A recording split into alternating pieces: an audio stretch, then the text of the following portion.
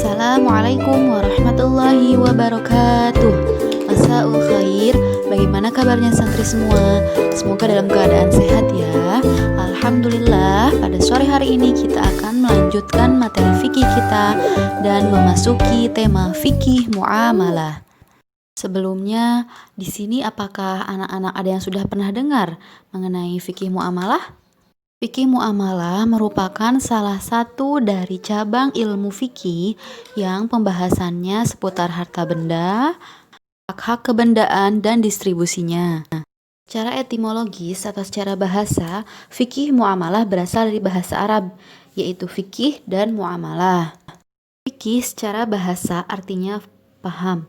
Fikih adalah sekelompok hukum tentang amal perbuatan manusia yang diambil dari dalil-dalil yang terperinci.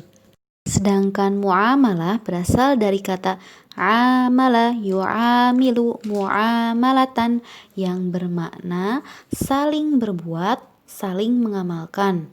Secara istilah, muamalah memiliki dua arti, yaitu arti secara luas dan arti secara sempit.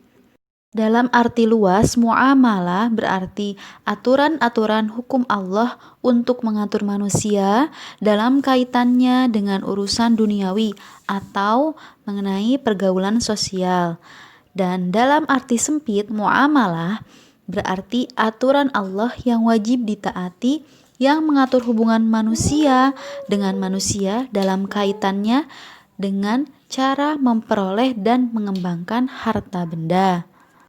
Maka fikih muamalah berarti aturan-aturan Allah yang wajib ditaati yang mengatur hubungan manusia dengan manusia dalam urusan duniawi dan sosial kemasyarakatan.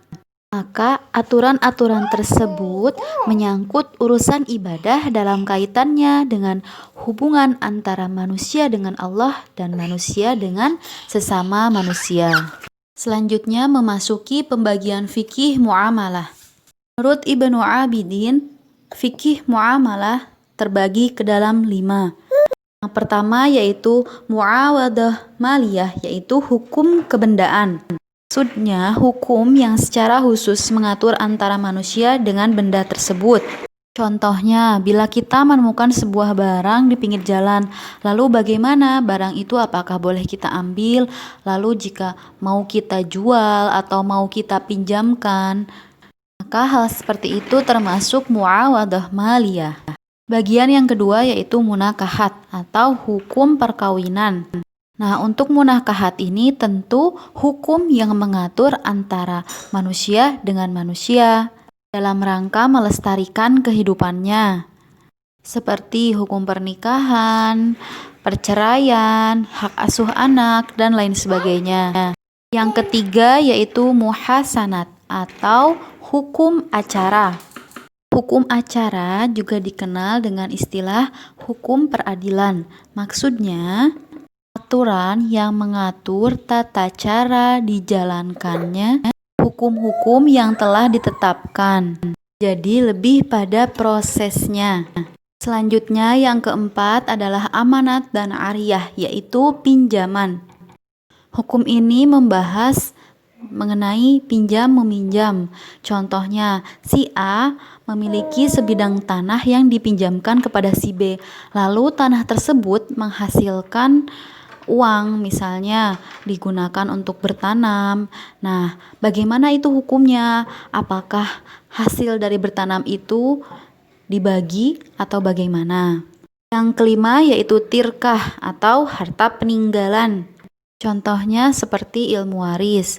Maka ketika seseorang telah wafat dan meninggalkan harta, dalam Islam pun telah diatur dengan detail agar tidak menjadi permasalahan bagi para ahli warisnya.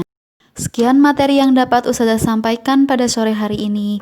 Untuk lebih mudah dipahami, insya Allah minggu depan kita lanjutkan langsung memasuki pada bagian-bagian dari fikih muamalah. Tetap semangat, ma'an najah. Wassalamualaikum warahmatullahi wabarakatuh.